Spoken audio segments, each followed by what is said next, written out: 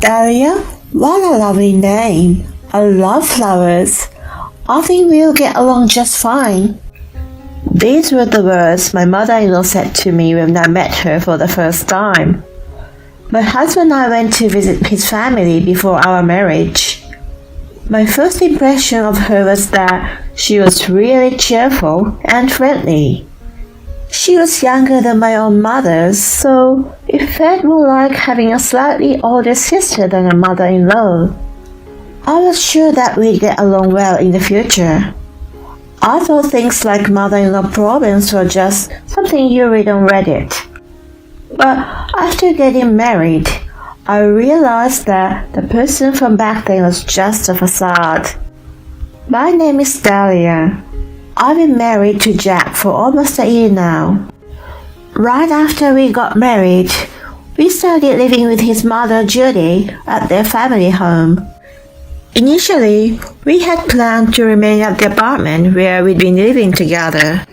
But Judy asked us to move in with her, citing her weakened strength and the comfort it would bring. Jack was unsure about the request at first. Living together all of a sudden might be tough for you. You'll probably not feel at home. I hadn't seen her true nature yet at that time. In my mind, she was just a light-hearted and caring mother-in-law, so I had no concern. I'm worried about her too, so I don't mind at all. Jack remained skeptical about it, but I genuinely cared about her well-being. Besides, it wasn't just me. He was periodically worried about her too. So I accepted the idea, hoping it would reduce the burden on everyone. Looking back, my decision at that time was a mistake, because I prioritized their feelings over my own. I had no idea that I'd end up experiencing what I did. It was about a week into our new living arrangement. Jack had told me before our marriage that he wanted children and preferred me to be a homemaker. So I started working part-time at a nearby supermarket and spent the rest of my days at home with Judy. Then she suddenly said, "Listen, Dahlia, I'm entrusting you with all the household chores from now on." I was taken aback and asked, "What do you mean?" "I mean, it's clear, isn't it? I'll let you marry my son, so it's only natural that you do all the housework. Your part-time job is basically not even work, so you can manage it, right?" When we first started living together, we had agreed to divide the chores between us, and Jack had even offered to help on his days off. Well, we did talk about sharing them, didn't we? I mean, even though it's part-time, I'm working. In response, she glared at me and raised her voice. "Don't talk back to me. I allowed my precious son to marry you. You need to at least listen to what I say. You're a terrible daughter-in-law." I was left speechless by her sudden outburst. I didn't see this hidden side of her coming. Her initial kindness was just a facade. I was more surprised than intimidated or upset and was frozen in place. "What are you daydreaming about? I told you to handle the housework. Get on with it. Do the laundry or clean up already." She shooed me out of the living room. Honestly, I think I could have argued back if I wanted to. But it had only been a week since I got married, and I reassured Jack multiple times before we agreed to live together. So I couldn't muster up the courage to defy her since it was my choice. From that point on, her harassment toward me became more and more insidious. It started with just the occasional passive-aggressive comment like, "Make sure to clean up," or "Have dinner ready before Jack comes home." when we were alone in the house. Around 6 months into our marriage, she began to escalate things. I can't eat this heavy, strong flavored food. Are you trying to kill me? She threw away the meal I had prepared. She was also never happy with the way I did the laundry, from how I washed it to how I folded it. She'd demand, "Do it again," and made me rewash clothes I had just finished. It wasn't snide remarks or complaints anymore. It felt like she was just looking for any excuse to nitpick and criticize me. I wasn't even allowed to sit and relax for a moment. If I finished cleaning and tried to have a cup of coffee to take a break, she would immediately start berating me. "Hey, what are you lounging around for? Why don't you polish some shoes or something? You're such a lazy girl. I might need to spread the word about this during the next church meeting." She threatened to spread rumors about me indirectly. In fact, she had already been talking quite negatively about me to people in the community. I often felt their disapproving glances and hushed conversations when I was out and about in the town. When I was cleaning the yard, Judy would make sure to speak loud enough for me to hear. "Jeez, Daddy is so lazy. She won't do anything unless I tell her, and she can't even do it perfectly no matter how many times I instruct her. She's hopeless, you know. I wish I had a better daughter-in-law." I overheard her saying such things in a loud voice. She knew that I could hear her as she left the house when I started cleaning the yard, deliberately talking loudly to the neighbors and painting me as incompetent. One day, Jack had to go on a 3-day business trip. Judy acted like a loving mother and never made snide comments to me in front of him. In fact, she treated me kindly. Since he only saw her being nice to me, he thought our relationship was reasonably good. "I'll be away for 3 days, but you and Mom should be fine, right? You seem to get along well. If anything comes up, just give me a call." With that, he left for his trip. Objectively looking at it, you might wonder why I didn't just tell him about the harassment and leave. But I really loved him, and despite Judy's behavior, she was his mother. It was a fact that he was concerned about her as she was getting weaker year by year. So I genuinely thought it was better for me to endure and stay together to alleviate his worries. That was why I kept quiet. I thought if I couldn't bear it any longer, I would explain it to him.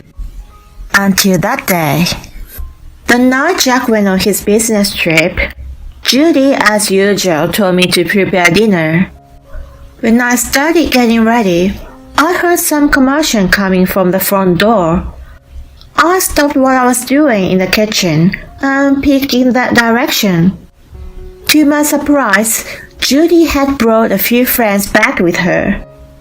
Upon seeing me, she said, "Oh, Delia, you insisted on treating my friends to a homemade meal, so I brought them all with me. Now, hurry up and get it ready." I never mentioned anything like that before. Besides, I had assumed it would be just the two of us for dinner, so I hadn't prepared enough food.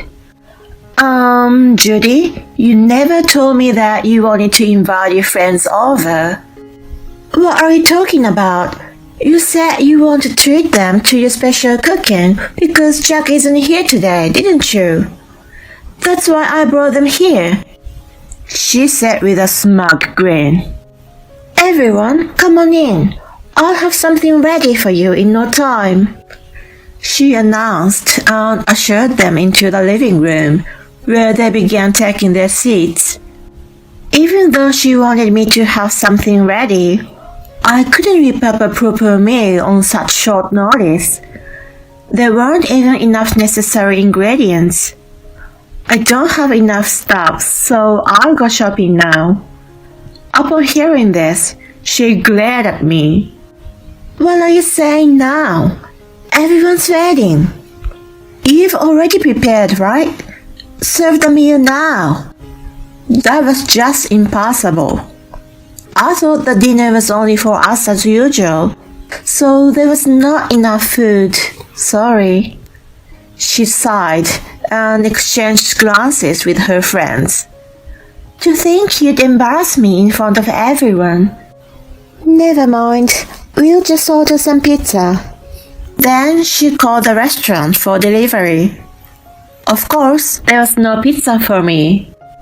In the end, she seems to enjoy the impromptu party until late at night. After everyone left, she demanded, You embarrassed me in front of my friends.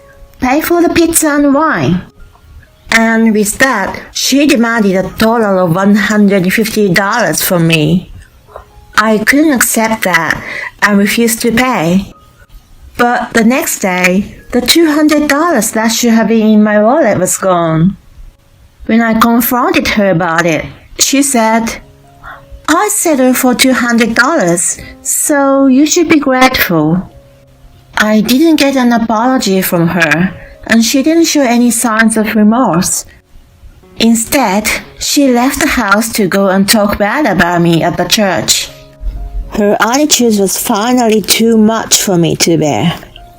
I was determined to get revenge.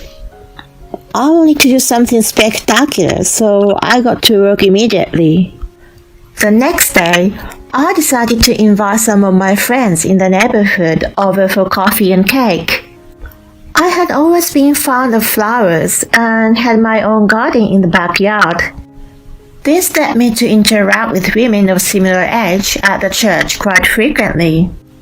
They had previously expressed an interest in seeing the garden I nurtured, so I invited them to come and see it. My garden was located just next to the patio, and I occasionally used it to entertain guests. If we stayed in the back, Judy wouldn't notice. So I put my plan into action. I was sure that she would put on an act and play the role of a good mother-in-law if she found out I had friends over. To show her true nature to a third party, it was crucial that she didn't know people were at the house. On the day of the operation, she had gone to a flower arranging class with her friends. In her absence, I enjoyed some quality time with my guests. They praised my flowers, we had delicious cake, and I had a pleasant time for the first time in a while. After a while, Judy returned home. I excused myself and went to greet her at the front entrance. I decided to play the role of a timid daughter-in-law. Hi, Judy. How was your class? She made an obviously displeased face and said, I told you to polish the shoes every day, but you still haven't. You've been slacking off again. Well, I was a bit busy today. She sneered in response. Oh, sure. You're always making excuses, neglecting housework, and can't even polish shoes. Your fancy shoes were so dirty, so I threw them away for you. Threw them away? I hurried to check the shoe closet in the hallway. As dreaded, the pair Jack had brought me for me recently was missing. Seeing my reaction, she started cracking up. You really didn't notice, huh? But you got what you deserved, you know. It's your fault for being a useless daughter-in-law. You don't do anything, you parasite. Then she grabbed a shoehorn that was nearby and began hitting me with it. Please stop it, I pleaded in tears. Shut up, you worthless woman. Get a divorce and get out. She was very dismissive. Then, in the next moment, someone chimed in. Oh my goodness, that's too crass. That's her mother-in-law, right? If I had to deal with someone like that, I couldn't stand it. Huh? She hadn't even realized they were guests all along, and she looked bewildered as she stood there. They started leaving one by one, saying, "See you later, Dahlia," and hanging there while heading out from the patio. In the end, I succeeded in exposing Judy's true nature to the people in our community. I never expected to be hit by a shoehorn though. I'm sorry for this. I'll explain everything later. I apologized to them as they left. Judy remained completely frozen next to me. Soon after, the front door opened and Jack returned earlier than expected. What are you guys doing? While Judy was desperately trying to make excuses, I spoke plainly. Honey, I can't stay in this house anymore. Huh?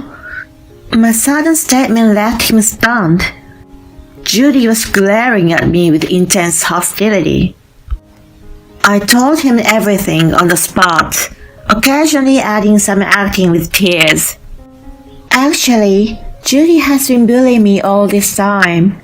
The day you left for a business trip, she ordered me to serve food to her friends without my consent, and I was shamed. And today, she even hit me in front of my friends with a shoehorn. Jack turned bright red, trembling with anger. What the heck? Are you kidding me? What do you think you're doing to my wife? He yelled at Judy. She probably didn't expect me to reveal everything to him right then and there. She just turned pale, had tears in her eyes, and remained silent without defending herself. Once we find a place, we are moving out immediately. Just stay away from us. He declared to cut ties with her.